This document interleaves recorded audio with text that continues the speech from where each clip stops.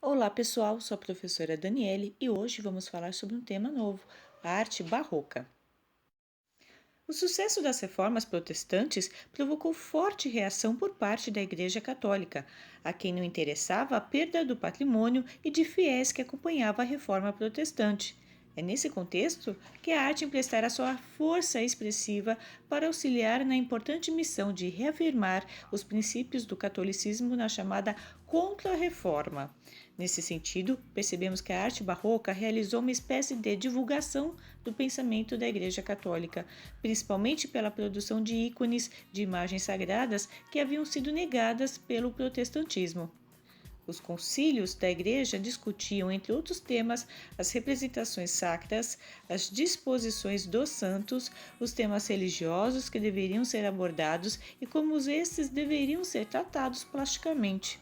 A arte barroca diz respeito a esse quadro de reacomodação da Igreja após a Reforma, reacomodação necessariamente tensa, marcada pelo conflito entre a razão e a fé.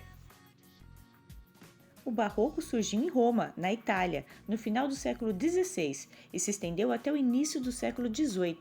A palavra barroco, que significa pérola com superfície irregular, chegou a ser usada também com significado desfavorável para indicar a arte produzida na Europa seiscentista. No século XVIII, foi considerado pelos neoclássicos como a arte de mau gosto, devido a seu rebuscamento e extravagância. Essa nova tendência artística não demorou muito para se difundir por toda a Europa, como também pelas mãos dos colonizadores espanhóis e portugueses pelas Américas. Sua manifestação se dá de maneira heterogênea, apresentando características individuais bem diferentes entre os artistas e suas produções realizadas pelos vários países onde resplandeceu.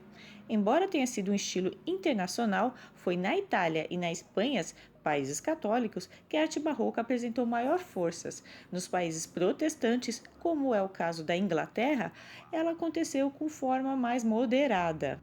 O propósito da arte barroca foi desenvolver uma estética que arrebatasse o espectador pela emoção e pelos sentidos, e não mais pelo senso lógico racional. Para isso, procurava auxílio na impetuosidade dos efeitos de luz e sombra, nas cores e texturas, no dramático movimento retorcido das formas espiraladas, curvas e das diagonais que dão dinamismo à obra e domínio ao uso do espaço.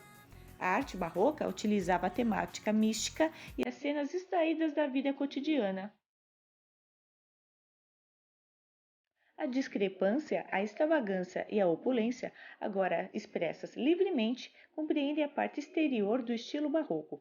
Porém, essa natureza encontrava origem na força interior das pessoas, que passaram a expressá-lo exteriormente. Foi o período marcado por um importante acontecimento para o universo das artes. Aos poucos, a saída do mecenato das mãos da Igreja para se estabelecer nas mãos da aristocracia.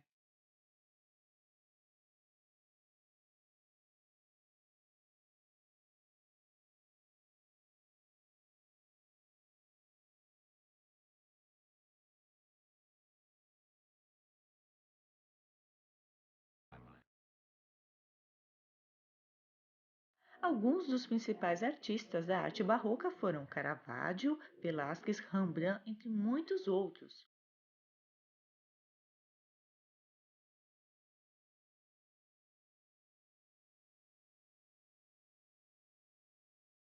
A pintura barroca apresenta a manipulação da cor por seus efeitos emocionais, que vão da calmaria dos tons claros aos mais ardentes e luminosos matizes escuros. Reforça-se a impressão de profundidade com o uso desse destacado contraste entre o claro e o escuro, ou seja, o chiaro-escuro. Envolvidas em mantos e tecidos, as figuras ganham fabulosa expressividade. Apresentam formas exageradas e lascivas, que geralmente, unidas por abraços, assumem dramática postura emocional. Os artistas preferiam interpretar cenas que se encontravam no ápice de sua força dramática.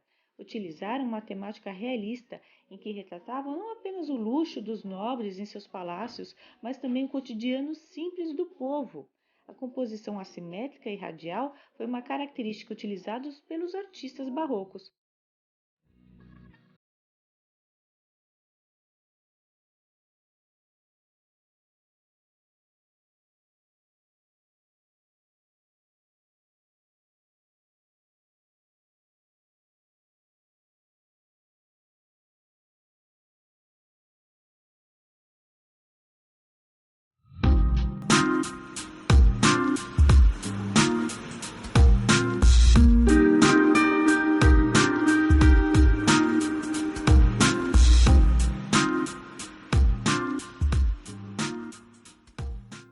escultura barroca conservou o sentido emocional e dramático característico deste estilo, e para isso lançou mão do dinamismo dos movimentos conseguidos pelo uso de recursos como as linhas curvas e espiraladas.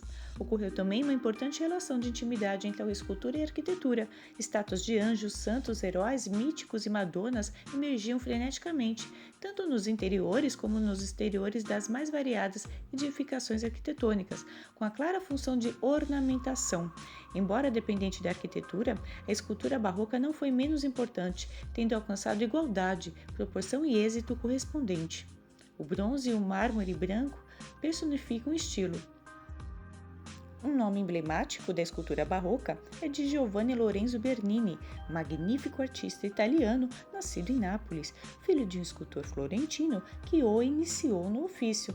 Bernini fundiu a arquitetura, pintura e a escultura, o que propiciou a concepção de formas novas e dinâmicas. Bernini ganhou fama e patrocínio do Papa Urbano VIII, que o declarou o principal escultor da Itália. Por conta disso, praticamente passou toda a sua carreira em Roma, onde se consagrou como o mais influente e completo escultor, arquiteto, pintor e decorador de seu período.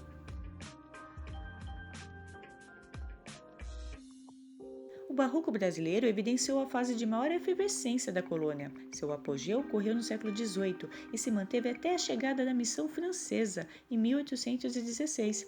Enquanto isso, lá na Europa, o estilo barroco já não era mais usado e dava espaço para o retorno do modelo artístico clássico. Magnificamente representado por meio da arte sacra e pelas igrejas de Pernambuco, Bahia, Rio de Janeiro e principalmente de Minas Gerais, o barroco aqui no Brasil determinou seu próprio caminho de propagação, transformando-se e difundindo-se com os estilos maneiristas e rococó. O ciclo do ouro favoreceu sobremaneira a produção da escola mineira, que é tida como a mais importante do período. Revelando-se reservadamente nas fachadas, o barroco brasileiro abrigou proporções de grandiosidade e esplendor em seus interiores ricamente cobertos de ouro. Antônio Francisco Lisboa, popularmente conhecido por Aleijadinho, considerado o maior artista no período colonial do Brasil e um dos mais importantes artistas brasileiros ao longo dos tempos, foi escultor, entalhador, desenhista e arquiteto. Sua produção escultórea e arquitetônica fascina, deslumbra e encanta. Ele desenvolveu a arte sacra, aludindo a expressões populares e utilizando materiais nacionais como a pedra-sabão. Segundo estudiosos, os 12 profetas compõem sua obra mais representativa.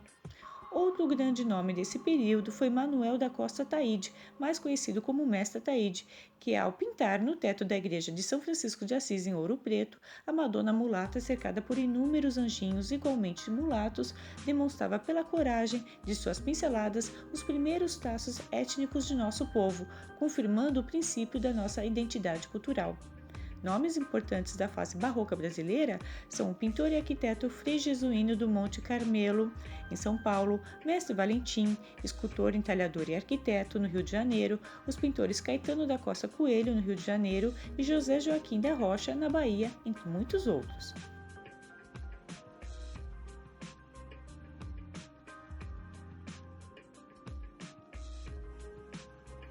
Essa foi mais uma parte da aula sobre o barroco. Vejo vocês em breve. Até mais!